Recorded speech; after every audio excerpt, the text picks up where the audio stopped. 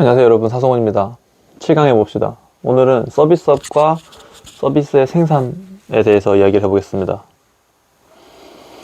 자, 여러분, 서비스의 개념 보면 서비스란 시장에서 판매를 목적으로 제공되거나 상품 판매와 연계되는 제공되는 무형적 성격을 띤 일련의 활동이라고 생각하면 됩니다. 근데 사실 서비스는 우리가 익숙하죠. 서비스 하면 뭐 이거 우리가 음식점 가면 여기 음식점은 서비스가 별로네, 종업원이 불친절하네, 영화관 가면 종업원이 불친절하네, 아니면 종업원이 친절하네, 올리브영 가면 종업원이 친절하네, 안 친절하네 하는 게, 이런 게 다 서비스입니다. 근데 이 서비스의 뭐 특징, 그 다음에 서비스의 종류, 서비스의 생산 방법에 대해서 이번 시간에 알아볼 거예요. 또한 생산된 재화를 운반 배급하거나 생산 소비에 필요한 노무를 제공하는 거. 그러니까 노무를 제공하는 거에 서비스적인 측면이 강하죠. 그러니까 제품을 생산하는 거는 제조업이고, 그다음 그 이외 나머지는 대부분 서비스업이 강하죠.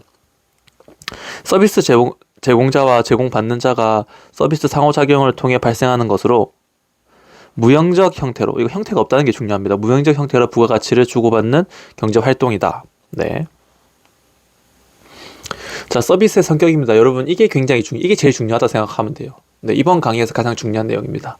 자, 서비스의 성격은 무형성, 동시성, 이질성, 소멸성이 있습니다. 이 네 가지는 명확하게 알아줘야 돼요. 자, 구분도 잘할 수 있어야 됩니다. 무형성, 형태가 없습니다. 자, 서비스업에서 제공되는 서비스는 형태가 없으므로 생산 활동의 결과가 눈에 보이지 않는다. 그러니까 이게 무슨 말이냐고 하면 이겁니다. 너 그거 서비스 했다며? 그러니까 제가 종업원이에요. 사장이 저한테 말합니다. 너 저거 햄버거 서비스 배달 잘 했어? 네, 사장님 잘 했습니다. 증명해봐. 네? 그러니까 형태가 없죠. 예를 들어서, 너 방금 어떤 거 생산했다며? 너 방금 그 빨간색 손가락 생산했어? 네, 생산했습니다. 증명해봐. 여기 있잖아요. 만들었잖아요. 형태가 있죠. 근데 서비스는 서비스를 했다는 것에 형태가 없습니다. 그래서 무형성이 있고, 이게 여러분들이 그게 있거든요. 무형성이라고 하면 형태가 없다라는 건 알아요. 근데 여러분이 생각을 할 수 있다고, 이미지를 떠올릴 수 있다고 해서 형태가 있는 건 아닙니다. 여러분, 서비스업의 대표적인 예가 전화상담원이거든요. 여러분, 전화상담원을 떠올려 보세요.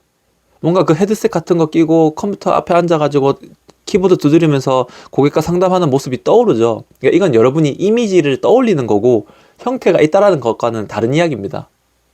알았죠? 그러니까 우리가 이미지를 떠올릴 수 있다고, 형태가 있어, 헷갈리면 안 됩니다. 아닌 거예요. 그러니까 다른 거예요, 다른 거. 좋아요. 자, 그리고 동시성입니다. 동시성은 뭐죠? 자, 지금, 종업원이 선생님한테 햄버거를 배달했습니다. 그럼 햄버거를 배달하는 지금 서비스가 있죠? 이 서비스는 어떻게 일어나는 거죠?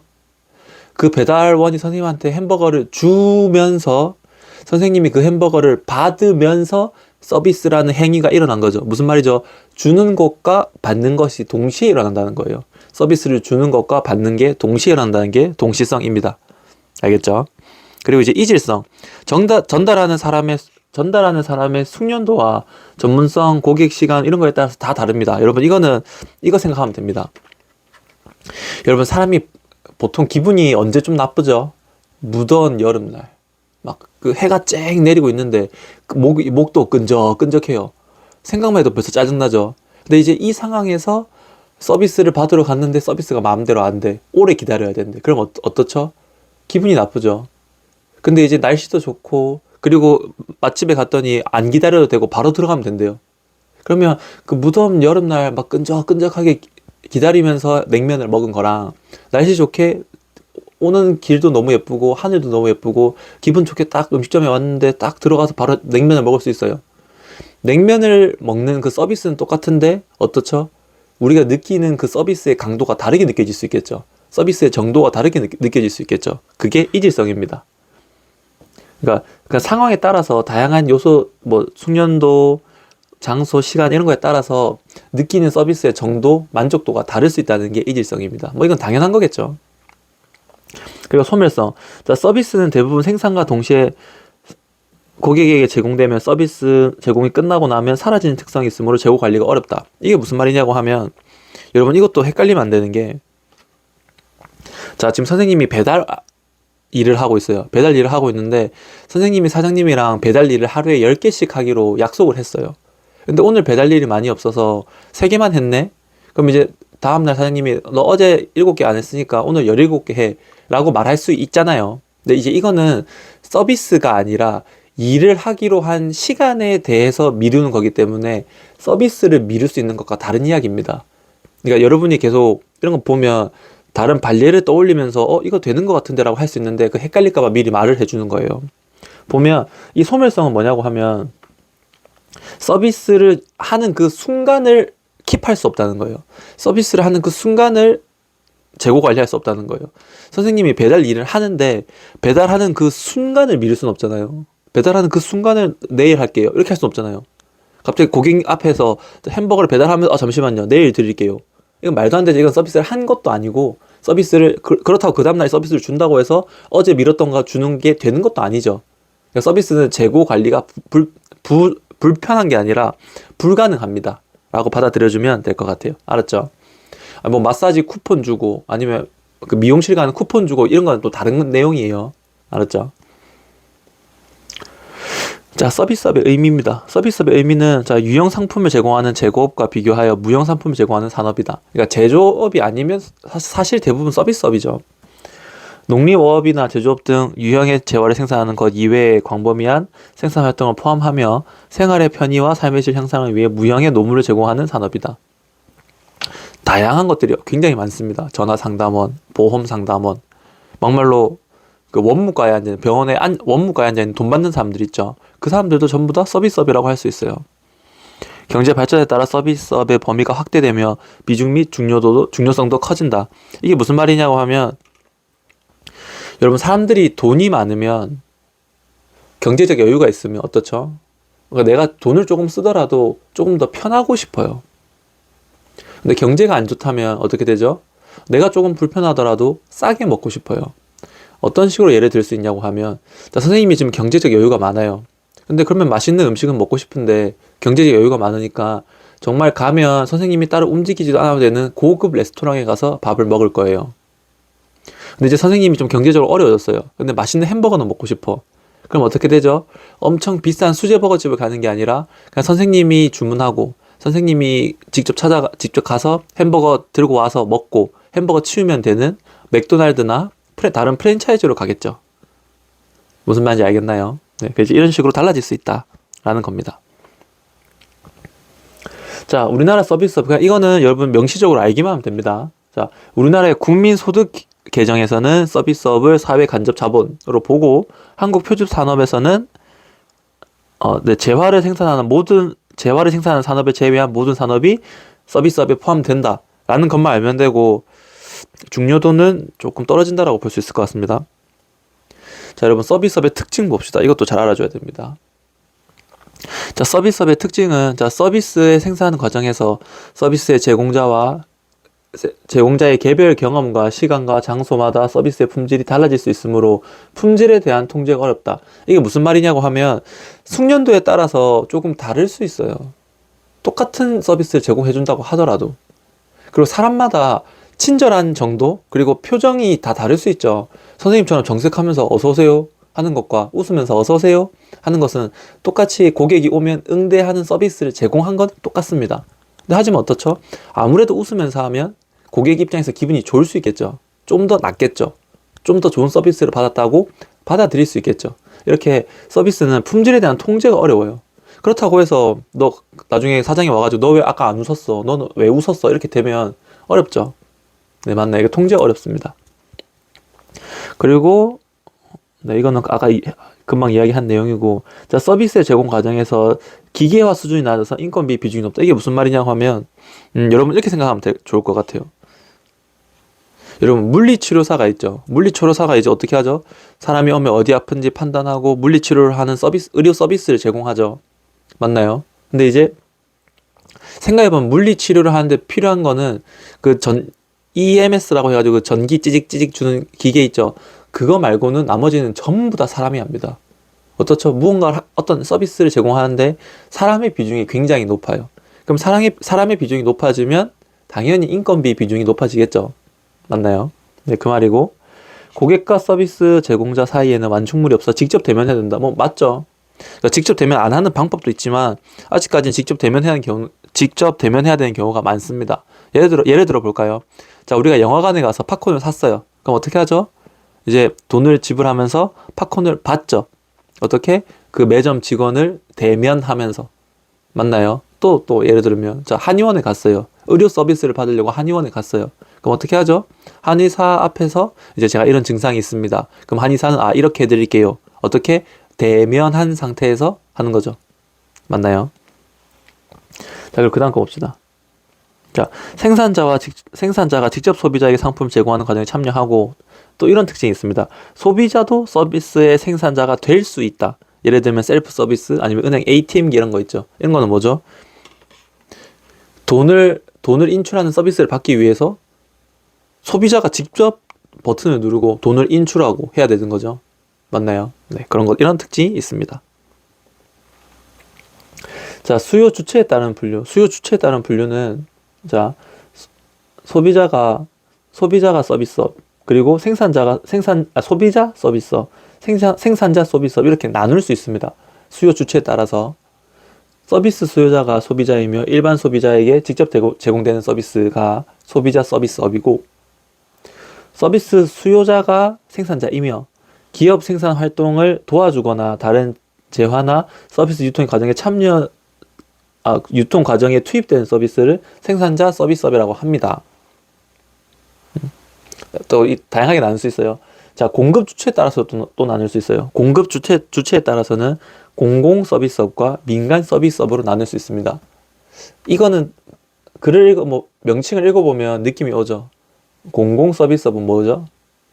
공공 서비스업은 딱 봤을 때, 네, 공공 서비스업은 민간 단체가 아니라 좀 사설 기관이 아니라 좀 국립이나 공립 이런 공공 단체가 하는 것 같고, 민간 서비스업은 그것을 제외한 단체가 하는 거겠죠.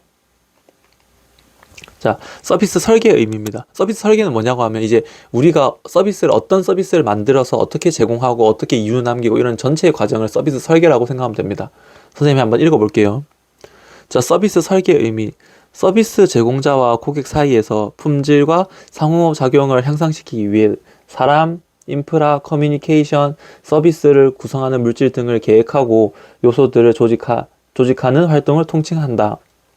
서비스 설계는 서비스 제공이 쉽고 간편하게 이루어질 수 있도록 설계하는 활동이다. 그러니까 여러분, 선생님이 서비스를 만들었어요. 그럼 어떻게 해야 되죠? 최대한 많은 사람들이 그 서비스를 누리고 그리고 만족을 얻어야 선생님이 돈을 많이 벌 수 있겠죠. 어떻게? 서비스 설계를 잘해야 더 많은 사람들한테 제공도 할 수 있고 편하게 제공할 수도 있고 그리고 그 사람들이 만족할 수도 있고. 맞나요? 네. 이제 그런 모든 것들을 이제 어떻게 하면 더 잘할 수 있을까 미리 준비하는 과정을 서비스 설계라고 하는 겁니다. 여러분이 진로 설계하는 게 뭐죠? 내가 앞으로 어떤 직업을 갖고 어떻게 돈을 벌고 어떻게 행복하고 어떤 만족감을 얻는지 준비하는 게 진로 설계죠. 네, 설계는 뻔하죠.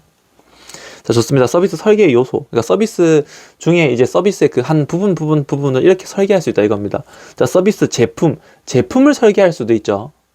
그리고 서비스 시설을 설계할 수도 있고, 운영을 설계할 수도 있고, 고객 서비스를 설계할 수도 있습니다. 여러분, 이게 너무, 이거 외워야지, 이렇게 받아들이지 마시고, 그냥 한번 같이 들어주세요.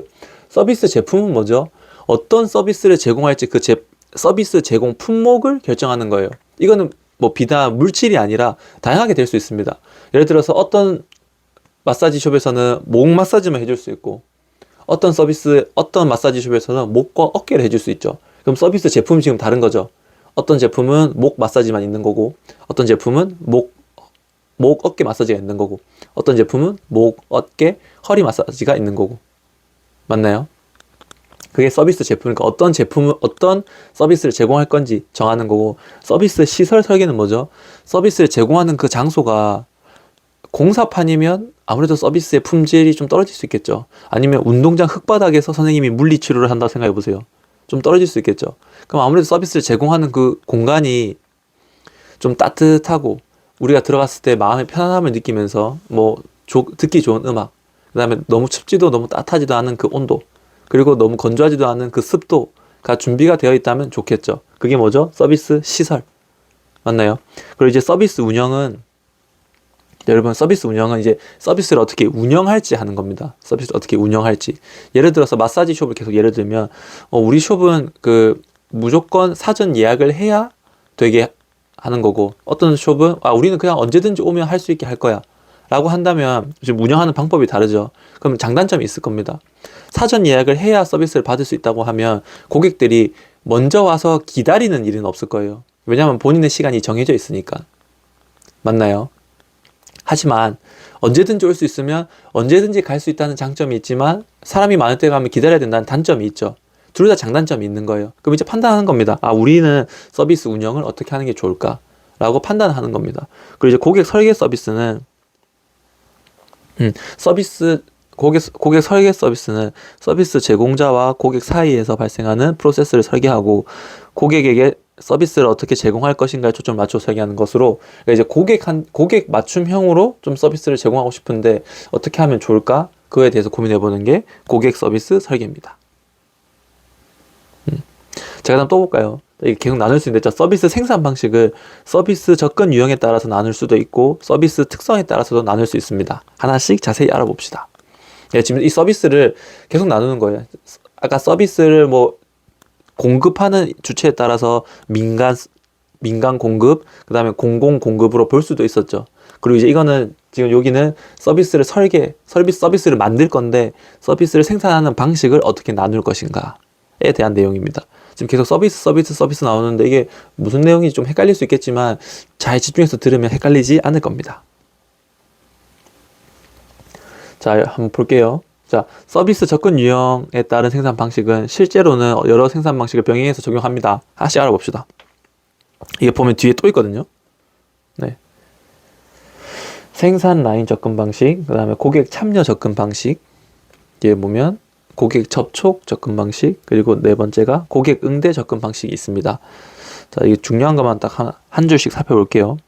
생산 라인 접근 방식은 서비스 환경이나 서비스 과정을 표준화, 분업화하여 서비스를 제공하도록 설계하는 겁니다. 그러니까 이 생산 라인이 여러분 정말 공장에서 찍어내는 생산 라인을 의미하는 거긴 한데, 실제로 서비스를 찍어낸다라고 받아들이지 말고 이렇게 받아들여 주세요. 컨베이어 벨트에서 쭉 제품을 만들면 제품이 다 똑같이 나오겠죠. 그렇기 때문에 제품이 표준화되고, 그리고 이제 분업화, 생산 라인에서는 자기가 하는 작업만 하니까 빨리 만들 수 있겠죠. 분업화해서 서비스를 조금 빨리 제공할 수 있도록, 서비스를 표준화하고 조금 빨리 제공할 수 있도록 만드는 게 생산 라인 접근 방식이다 라고 받아들여 주시고, 고객 참여 접근 방식은 서비스 과정에 고객의 참여를 유도하여 서비스의 능률을 올리는 방식입니다. 그러니까 고객이 좀 이렇게 참여를 하면 아무래도 서비스의 만족도가 올라갈 수 있겠죠. 그리고 고객 접촉 접근 방식입니다. 고객 접촉이란 서비스 제공 과정에서 고객과 직접 접촉하는 것을 의미하며, 고객과 접촉의 정도에 따라 고접촉 서비스와 저접촉 서비스를 구분한다. 그러니까 고객이랑 얼마나 밀접하게 관련이 있냐, 그 차이에 따라서 고접촉, 저접촉으로 할 수 있다는 거고, 고객 응대 접근 방식에 따라서 서비스의 내용과 제공 과정이 고객별로 다를 수 있다는 점에서 제시된 방식이다. 이런 게 있습니다. 이렇게 선생님이 이걸 모두 다 읽을 수 없어가지고 여러분들이 이거 좀 프린트를 인쇄해서 꼭 읽어줬으면 좋겠어요. 자, 그 다음에 이제 또 서비스 특성에 따라서 한번 나눠봅시다. 서비스 특성에 따라서 개별 생산 방식, 대량 생산 방식이 있는데, 자, 여러분 이거는 어렵지 않을 겁니다. 개별 생산 방식은 서비스를 제공하는 기업의 규모, 소비자의 특성을 고려하여 소규모의 개별적 형태로 서비스를 제공하는 거예요. 그러니까 쉽게 말해서 사람마다 니즈가 다르니까 최대한 맞춰주는 겁니다. 그러니까 고객별로 개별화해서 맞춰주는 거예요. 굳이 예를 들면 물리치료 같은 걸 예를 들 수 있겠죠. 물리치료 받으러 가면 발목 아프면 발목을 치료해주고 손이 아프면 손을 치료해주죠. 맞나요? 그러니까 모두 다 허리를 치료해주진 않잖아요. 네, 그렇게 맞춰주는 거고, 대량 생산 방식은 보험 상품으로 대규모 고객에게 동질의 서비스를 동시에 제공할 수 있도록 체계화한 생산 방식인데, 대형 패스트푸드점이나 프랜차이즈 형태의 서비스 전문점이 대표적이다. 이거는 대규모 고객에게 동질의 서비스를 동시에 제공한다 라는 게 특징이고, 대량 생산 방식은. 얘는 보험 상품을 예로 생각하면 좋을 것 같아요. 여러분, 보험 상품은 물론 판매하러 오는 사람은 다르지만 결과적으로 이 보험에 드세요, A 보험에 가입하면 결과는 똑같습니다. 보장 받는 것도 똑같고 내는 보험료도 똑같고, 맞나요? 근데 이제 그런 식으로 그 대량 생산 방식에서 동질의 서비스를 제공한다, 대량 생산 방식은 똑같은 서비스를 제공한다 라고 외우고 있으면 좋을 것 같아요. 자, 서비스 생산 체제입니다. 자, 서비스 생산을 위하여 어떤 자원을 어떻게 결합하여 얼마나 효율적으로 서비스를 생산할지 결정하는 것인데, 네. 여기에는 이제 서비스 내용과 범위를 결정하고, 서비스 투입, 그다음에 여기서 이제 생산 인력, 재료, 설비들을 투입해서 서비스를 제공하고 서비스를 산출하는 것을 의미합니다. 무언가를 만드는 과정은 사실 다 똑같아요. 네. 생산 체제는 네, 이렇게 있고, 여러분들이 이 부분에 대해서는 선생님이 일일이 읽기보다는 여러분들이 한번 멈춰놓고 읽어주면 좋을 것 같아요. 아, 좋아요. 여러분, 오늘 강의는 문제가 없어가지고 조금 빨리 끝난 감이 있네요. 이번 강의 여기까지 하겠습니다. 끝까지 들어줘서 고마워요. 안녕.